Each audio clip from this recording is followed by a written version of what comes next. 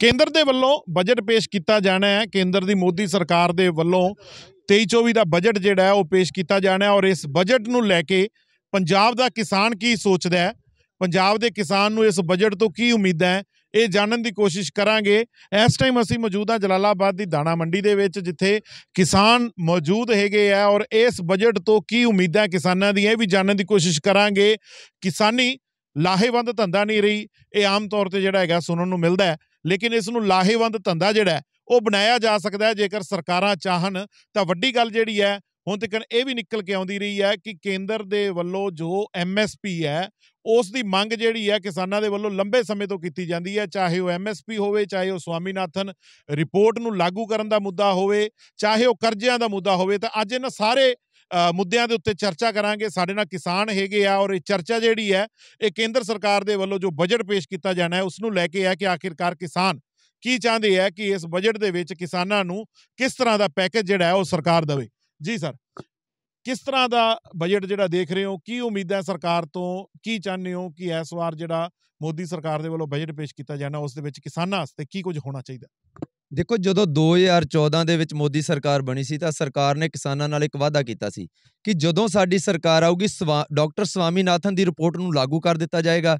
ਤੇ ਆਉਂਦਿਆਂ ਹੀ ਮੋਦੀ ਸਾਹਿਬ ਬੜੀਆਂ ਟਾਰਾਂ ਮਾਰਦੇ ਸੀ, ਕਹਿੰਦੇ ਪਹਿਲੀ ही मीटिंग में स्वामीनाथन रिपोर्ट लागू की जाएगी और किसानों का कर्जा माफ कर दिया जाएगा, पहला ही फैसला लिया जाएगा। ना तो स्वामीनाथन रिपोर्ट लागू हुई, ना कर्जा माफ होया, दूजा प्लान आ गया मोदी साहब ਦਾ। ਪਰ ਅਸੀਂ ਕਹਿੰਦੇ ਦੂਰ ਆਏ ਦਰੁਸਤ ਆਏ, ਉਮੀਦ ਕਰ ਸਕਦੇ ਹਾਂ, ਪਰ ਸਾਨੂੰ ਲੱਗਦਾ ਨਹੀਂ, ਕਿਉਂਕਿ ਪੰਜਾਬ ਦੇ ਕਿਸਾਨਾਂ ਨਾਲ ਹਮੇਸ਼ਾ ਮਤਰੇਈ ਮਾਂ ਵਾਲਾ ਸਲੂਕ ਹੀ ਕੀਤਾ ਗਿਆ ਕਿ ਕਿਸਾਨੀ ਬਦਲੇ। ਕਾਰਪੋਰੇਟ ਘਰਾਣਿਆਂ ਦਾ ਲੱਖਾਂ ਕਰੋੜਾਂ ਰੁਪਇਆ ਮਾਫ ਕਰ ਦਿੱਤਾ ਜਾਂਦਾ, ਲੱਖਾਂ ਕਰੋੜ ਰੁਪਇਆ ਮਾਫ ਕੀਤਾ ਮੋਦੀ ਸਰਕਾਰ ਨੇ, ਪਰ ਕਿਸਾਨ ਵੱਲ ਕੋਈ ਧਿਆਨ ਨਹੀਂ ਦਿੱਤਾ ਜਾਂਦਾ। ਕਿਸਾਨ ਨੂੰ ਕਹਿੰਦੇ ਆ ਇਹ ਫਾਲਤੂ ਖਰਚੇ ਕਰਦਾ।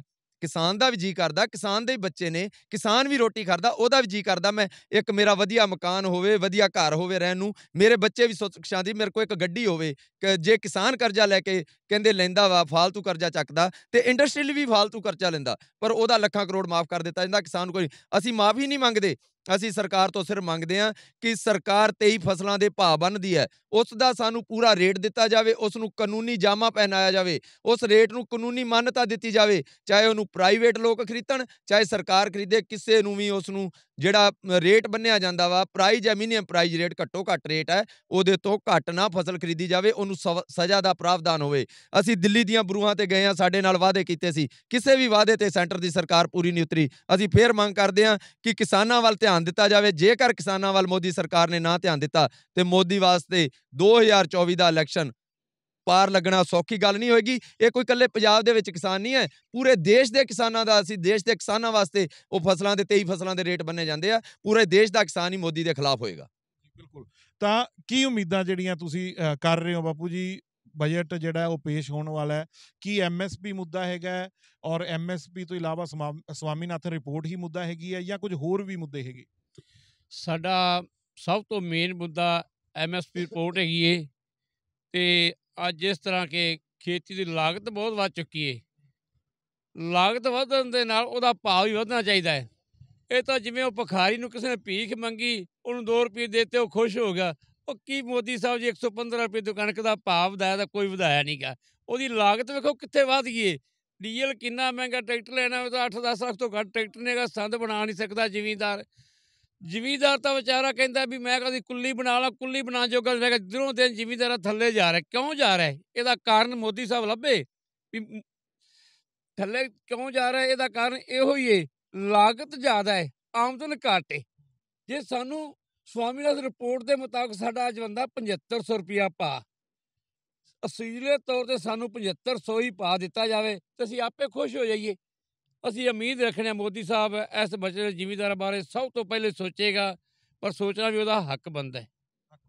ਤਾਂ ਬਿਲਕੁਲ ਭਾਅ ਜਿਹੜਾ ਹੈਗਾ ਉਹ ਨਿਰਧਾਰਿਤ ਕੀਤੇ ਜਾਣ ਅਤੇ ਪੱਕੇ ਕੀਤੇ ਜਾਣ। ਕਹਿੰਦੇ ਆ ਕਿ ਕਾਨੂੰਨੀ ਰੂਪ ਦੇ ਵਿੱਚ ਜਿਹੜਾ ਕਿ ਇਸ ਨੂੰ ਕਾਨੂੰਨ ਦਾ ਰੂਪ ਦੇ ਦਿੱਤਾ ਜਾਵੇ ਕਿ ਜੇਕਰ ਕੋਈ ਪ੍ਰਾਈਵੇਟ ਜਾਂ ਸਰਕਾਰੀ ਕੋਈ ਵੀ ਇਸ ਤੋਂ ਘੱਟ ਭਾਅ ਦਿੰਦਾ ਤਾਂ ਉਸ ਨੂੰ ਸਜ਼ਾ ਦਾ ਪ੍ਰਾਵਧਾਨ ਹੋਵੇ। ਕੀ ਇਹੀ ਮੁੱਦੇ ਹੈ ਕਿ ਇਸ ਤੋਂ ਇਲਾਵਾ ਵੀ ਹੈਗੇ? ਕਿਉਂਕਿ ਅਕਸਰ ਹੀ ਧਾਰਨਾ ਬਣੀ ਹੋਈ ਹੈ, ਕਹਿੰਦੇ ਆ ਕਿਸਾਨ ਜਿਹੜੇ ਹੈਗੇ ਸਾਰੇ ਨਹੀਂ, ਹਾਲਾਂਕਿ ਕੁਝ ਕਿਸਾਨ ਹੈਗੇ ਆ ਉਹ ਕਰਜ਼ਾ ਆਪ ਚੱਕਦੇ ਆ, ਮਹਿੰਗੀਆਂ ਗੱਡੀਆਂ ਲੈਂਦੇ ਆ, ਮਹਿੰਗੀਆਂ ਕੋਠੀਆਂ ਪਾਉਂਦੇ ਆ, ਤੇ ਬਾਅਦ ਦੇ ਵਿੱਚ ਜਿਹੜਾ ਸਰਕਾਰ ਨੂੰ ਕਿਹਾ ਜਾਂਦਾ ਕਿ ਕਿਸਾਨ ਖੁਦਕੁਸ਼ੀ ਕਰ ਰਿਹਾ, ਕਿਸਾਨ ਕਰਜ਼ੇ ਦੇ ਹੇਠਾਂ ਦੱਬਿਆ ਹੋਇਆ। ਬਹੁਤ ਬਹੁਤ ਧੰਨਵਾਦ ਕਰਦੇ ਲਿਵਿੰਗ ਇੰਡੀਆ ਨਿਊਜ਼ ਦਾ ਤੇ ਸਾਡੇ ਜਿਹੜੇ ਪੱਤਰਕਾਰ ਵੀਰ ਦਾ ਅਸੀਂ ਸਨੀ ਜੀ ਦਾ ਧੰਨਵਾਦ ਕਰਦੇ ਹਾਂ, ਉਹਦੇ ਕੈਮਰਾਮੈਨ ਦੇ ਜਿਨ੍ਹਾਂ ਨੇ ਸਾਡੀ ਆਵਾਜ਼ ਸਾਡੀ ਆਪਣੇ ਰੱਖਣ ਦਾ ਮੌਕਾ ਦਿੱਤਾ ਹੈ।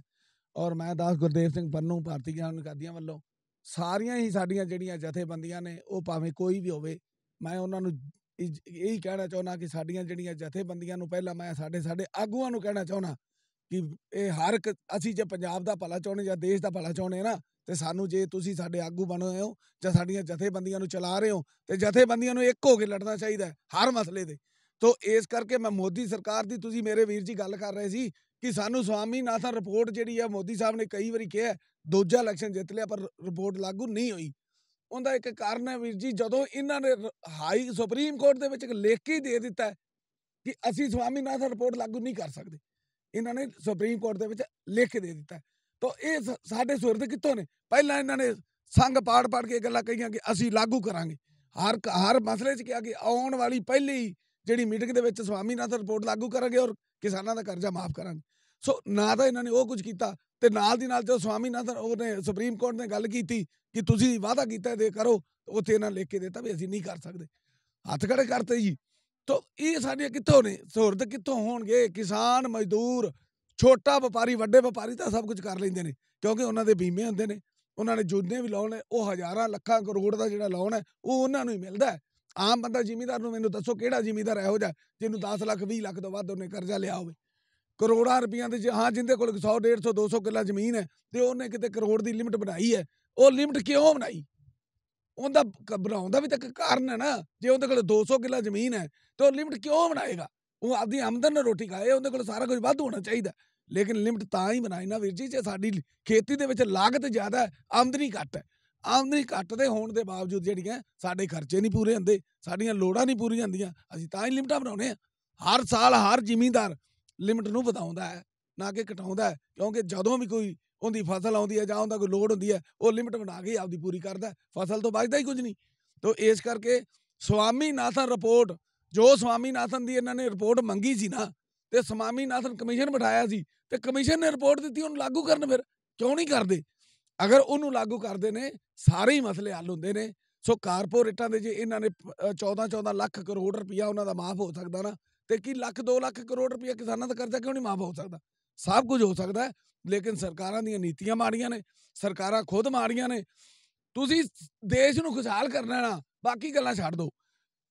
ਇਮਾਨਦਾਰੀ ਨਾਲ ਪਰਮਾਤਮਾ ਦੇ ਨੂੰ ਹਾਜ਼ਰ ਨਾਲ ਜਾਣ ਕੇ ਜਿੰਨੇ ਵੀ ਸਾਡੇ ਲੀਡਰ ਨੇ, ਕੋਈ MLA MP ਕੋਈ ਚੇਅਰਮੈਨ ਜੋ ਵੀ ਨੇ, ਉਹਨਾਂ ਦੀਆਂ ਜਦੋਂ ਤੋਂ ਬਣੇ ਨੇ ਉਦੋਂ ਦੀਆਂ ਜਾਇਦਾਦਾਂ ਵੇਖ ਲੈਣ ਤੇ ਜਿਹੜੀਆਂ ਅੱਜ ਦੀਆਂ ਜਾਇਦਾਦਾਂ ਵੇਖ ਲੈਣ ਵੀ ਉਹਨਾਂ ਦੀਆਂ ਇੰਨੀਆਂ ਅਰਬਾਂ ਰੁਪਈਆਂ ਦੀ ਜਾਇਦਾਦਾਂ ਕਿੱਥੋਂ ਬਣੀਆਂ।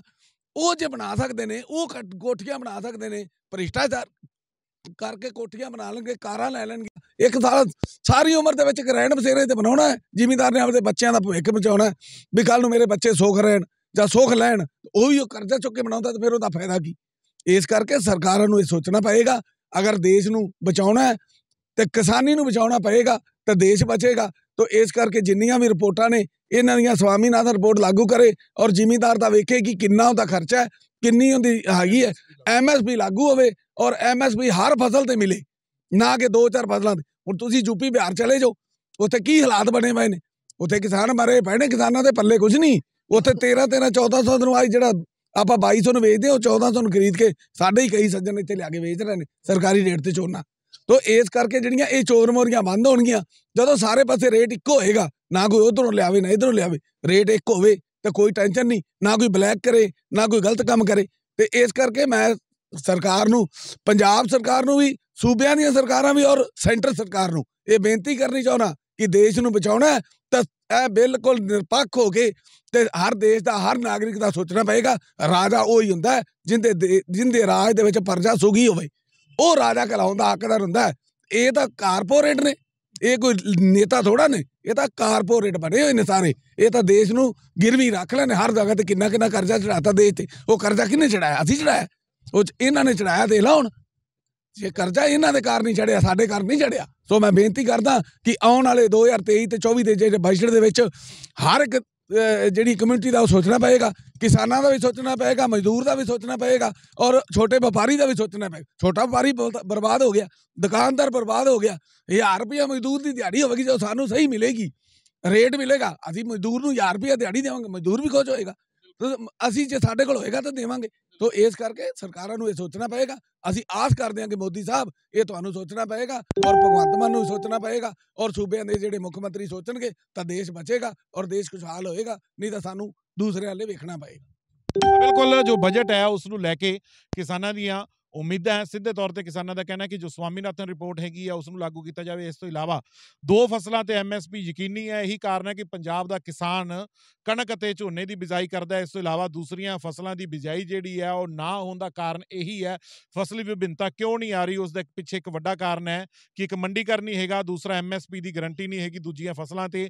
ਇਹ ਲਾਗੂ ਜਿਹੜਾ ਹੈਗਾ ਕੇਂਦਰ ਦੇ ਵੱਲੋਂ ਕੀਤਾ ਜਾਵੇ ਤਾਂ ਕਿ ਕਿਸਾਨੀ ਬਚਾਈ ਜਾਵੇ। ਜੇਕਰ ਕਿਸਾਨੀ ਬਚੇਗੀ ਤਾਂ ਦੇਸ਼ ਬਚਾਇਆ ਜਾ ਸਕਦਾ ਹੈ, ਕਿਉਂਕਿ ਕਿਸਾਨ ਦੇਸ਼ ਦੀ ਰੀੜ੍ਹ ਦੀ ਹੱਡੀ ਨੇ। ਫਿਲਹਾਲ ਜੋ ਬਜਟ ਹੈ, ਬਜਟ ਤੋਂ ਲੈ ਕੇ ਕਿਸਾਨਾਂ ਨੇ ਆਪਣੀਆਂ ਉਮੀਦਾਂ ਦੱਸੀਆਂ ਔਰ ਕੇਂਦਰ ਸਰਕਾਰ ਤੋਂ ਇਹ ਉਮੀਦ ਕੀਤੀ ਜਾਂਦੀ ਹੈ ਕਿ ਆਉਣ ਵਾਲੇ ਬਜਟ ਦੇ ਵਿੱਚ ਕਿਸਾਨਾਂ ਵਾਸਤੇ ਇੱਕ ਵਿਸ਼ੇਸ਼ ਪੈਕੇਜ ਜਿਹੜਾ ਹੈ ਉਹ ਜ਼ਰੂਰ ਲੈ ਕੇ ਆਂਦਾ ਜਾਏਗਾ। ਵੀਡੀਓ ਜਰਨਲਿਸਟ ਮੋਂਟੀ ਦੇ ਨਾਲ Arvinder Taneja, living India news, Punjab.